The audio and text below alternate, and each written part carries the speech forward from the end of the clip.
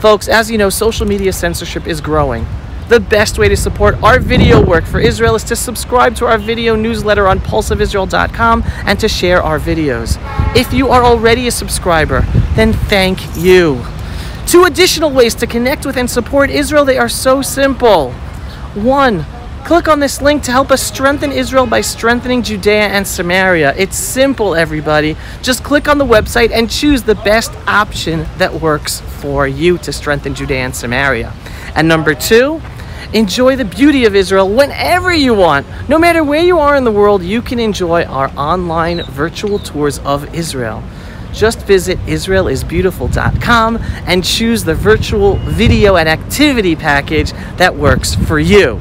Shalom, shalom, everybody. Welcome to another episode of the Pulse of Israel in our beautiful, ancestral, and eternal homeland, the land of Israel. Today, I am here with Chaim Silberstein. Shalom, Chaim.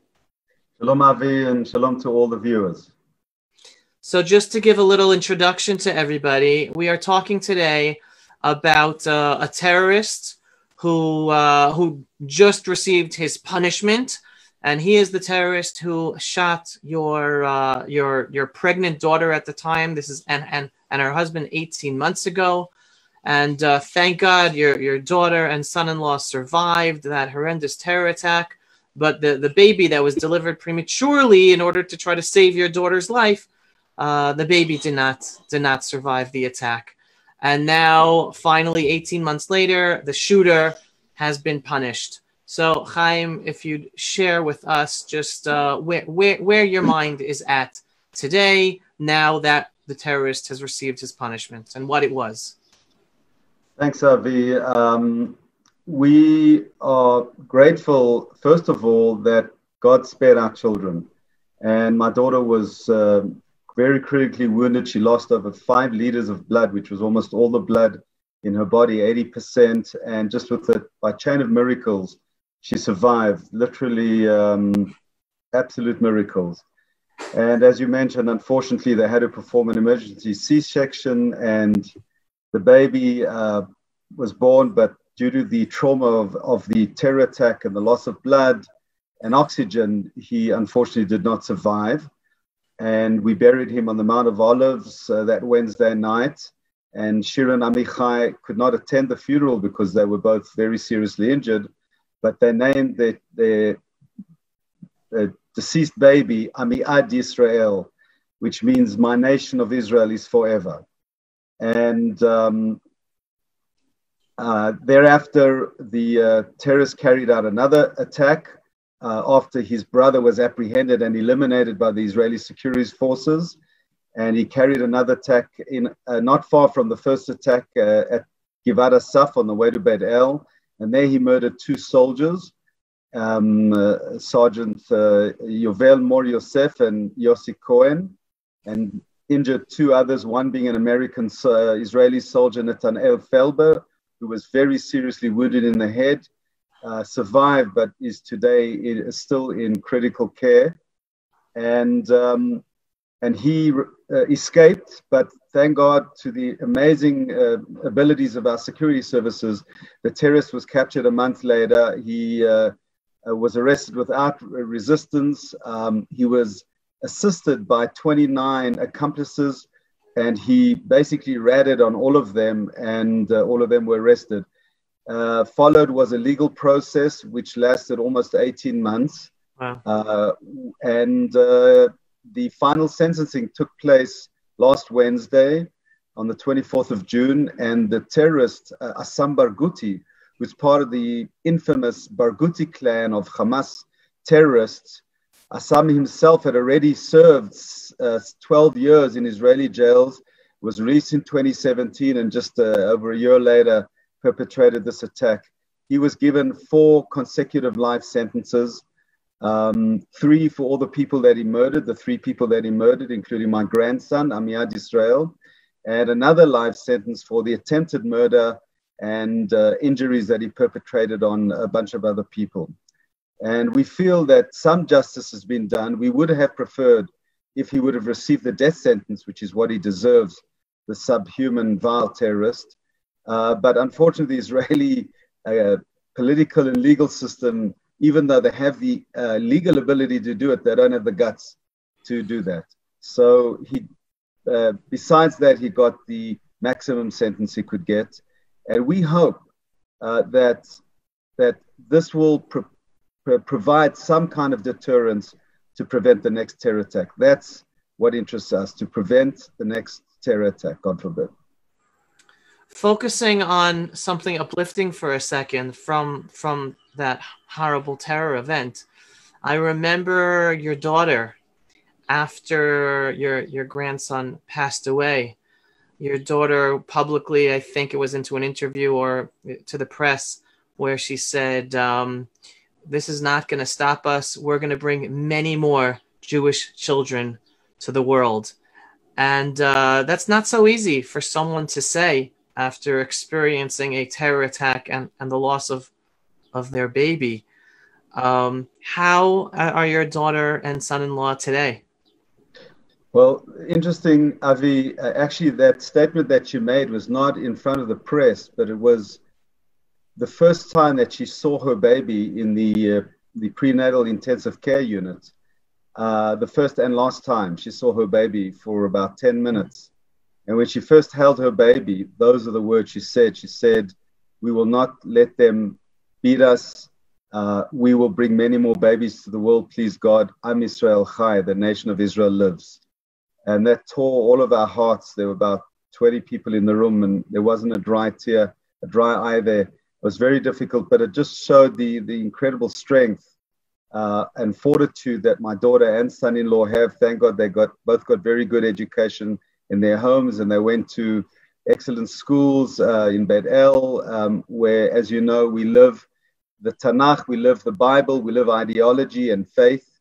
And yes, we want to take this incident and we want to leverage it to prevent further attacks, to promote more unity amongst the Jewish people and get the message out about the importance of maintaining a Jewish presence all over the land of Israel, fighting terrorism and building up our land. You mentioned that the terrorist is actually part of the Barghouti clan. And you mentioned that that's a Hamas clan, which I didn't know that. But Marwan Barghouti, who sits in Israeli jail for, I think, 17 life sentences right now, his name always comes up as the potential leader of the Palestinian Authority that Israel should release in order to take over from Abu Mazen or whoever else to then have a peace process with him. What thoughts do you have specifically about that and Bichlal, the direction we're going? Avi, it's clear to anybody who has eyes in their head that a person like Marwan Barghouti or any of the other terrorist leaders would not have peace as their vision, and none of them have become penitent Arabs who are just seeking to throw roses at us instead of bombs. And anybody who deludes themselves that people like this would promote peace with Israel are just being delusional. What we need to do, we the settlers, I live in the heartland of Israel, in the community of Bet El, and all of us that live in these areas, what we need to do is deepen our roots in the land of Israel, bring more Jewish children to the world, and strengthen our connection and our presence in the land, because that is really the only answer to these terrorist acts and to those that wish to uproot us from our land. We have to understand what their goal is. Their goal is not to live in peace with us, but to expel us and evict us from our land and to kill us. And so therefore our response needs to be to do whatever we can to prevent that from happening, to prevent terror attacks, to prevent them taking over our land. And any other act that we do that weakens us is only going to, unfortunately, result in the kinds of tragedies that my family have experienced. You know, that gives me a good segue into introducing your professional position as well. You run an organization called Keep Jerusalem, about keeping Jerusalem Jewish and united Jewish, and a lot of educational programs, educating influencers, politicians, etc., Israeli, American, So anyone who's not familiar, first of all, go to the website keepjerusalem.org if I'm not mistaken.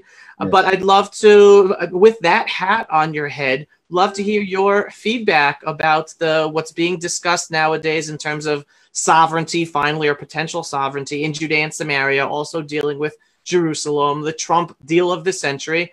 What is your insight into all of that? Well, I'm wearing two hats because I'm also a member of the council in Bet El, so I'm a settler, and I'm also, as you mentioned, the founder and president of Keep Jerusalem, and I'm devoted to keeping Jerusalem united with a strong Jewish majority. And we believe that the Trump plan has got a lot of potential, and certainly those aspects which allow or encourage the application of Israeli law and sovereignty on all parts of Area C and Jerusalem. Jerusalem already when the Americans moved their embassy there in 2017, which was a blessed act. And so we cautiously embrace the Trump plan, but again, obviously only with those aspects that give a green light, so to speak, to us, for us to fulfill our already existing legal rights and historic and moral rights to all of the land of Israel, certainly to Area C and most certainly to Jerusalem. The Trump plan, in effect, does not try to divide up Jerusalem like other plans that we've seen in the past, including in the Obama and Kerry administrations, and even Israeli prime ministers like Ehud Barak and Ehud Olmert, who wanted to divide up Jerusalem. The Trump plan does not really encourage that, but it does cut and bite into Jerusalem in the peripherals. And part of our job as a public diplomacy organization is to explain some of the dangers in even those aspects being fulfilled. For example, there's a question about whether the Atarot area in the north of Jerusalem should be jointly managed or should be under Palestinian control. And our position is that any part of the land of Israel, and certainly parts of Jerusalem, cannot and should not be handed over to any foreign entity. I'm okay if parts of the Arab neighborhoods in Jerusalem become a separate Israeli municipality, but as long as it stays under Israeli sovereignty. And those aspects where the Trump plan allows for parts of the land of Israel, including parts of Jerusalem, to come under foreign sovereignty, whether it's Palestinian or other, we object to. And our goal is to explain that, to do hasbara, to advocate, and to try and explain to the viewers and the listeners that this is a plan that cannot work or bring peace. You're probably one of the best people to ask the following question. I remember watching and listening to the Trump plan, and President Trump himself said Jerusalem will not be divided. Yet in the next sentence, he said the Palestinian Authority would have a capital in some communities in Jerusalem. And people were saying, wait a second, he said no to dividing Jerusalem, but allowing them to have a capital on some parts of Jerusalem means dividing Jerusalem. I'm sure you're an expert in the details. Can you explain that to us? Yes. First of all, you should know, if anybody studies the map for Jerusalem, it's incredible how little of Jerusalem the Trump plan wants to hand over to the Palestinian Authority. And that's a positive. That's a positive, you're saying? That's a positive, yes. And in fact, the only areas that the Trump plan wants to give to the Palestinian Authority that are currently within the Jerusalem borders are the two large neighborhoods that are outside the security barrier and that are very densely populated. One of them in the north is the neighborhood of Kafr Aqab, and one in the center of Jerusalem, just adjacent to French Hill and Piskat Ze'ev, the area of the Shuafat refugee camp. Those are two large neighborhoods. Each of them have about 70,000 residents. And today they are de facto outside of Jerusalem because they are outside the security barrier. Our organization acknowledges that, but says that separate Israeli municipalities should be set up there. And that will reduce, by the way, the number of Arabs living in Jerusalem and reduce the demographic threat in Jerusalem. But unfortunately, the Trump plan says, no, those areas should become part of the capital of the Palestinian state. And as I mentioned earlier, on the one hand, it's really taking peripheral areas and not anywhere near the old city and saying, okay, they can be part of a Palestinian capital. Also, they include Abu Dis in that. The areas of Abu Dis that they want are technically outside of Jerusalem today. So the Trump plan really gives them, pirurim. How do you say pirurim in English? Crumbs. Crumbs, right? It really gives them crumbs in Jerusalem for their capital, and by and large keeps Jerusalem as an integral, united capital for the Jewish people, which we definitely have to be grateful and happy that that's what this plan says. I'm very appreciative of that explanation. That's the first time I've really heard such a detailed explanation of the Trump dealing with Jerusalem, so I appreciate that. Chaim, thank you so much for your time. May you be blessed with many grandchildren, not just from this daughter, but from all of your children. Any final words just to sum up where you're at and with the update about the terrorist that shot your family? If I can just segue from what you said about having children and grandchildren. So just a few weeks ago, I got a phone call from a rabbi from South Florida. I had visited there just after the terror attack and spoken in his synagogue, and I had quoted that saying that Shira had said when she first saw her baby about the importance of bringing more babies to the world. And this rabbi called me up with tears in his eyes, and he said, "I want you to know that I was so taken by your words that when I got home that night, it was a Friday night, my wife and I spoke, and even though we had not planned to have more children, I think they already had 5 or 6 children, they decided they were going to have more children. And he called me to tell me that his wife had just given birth to a baby boy.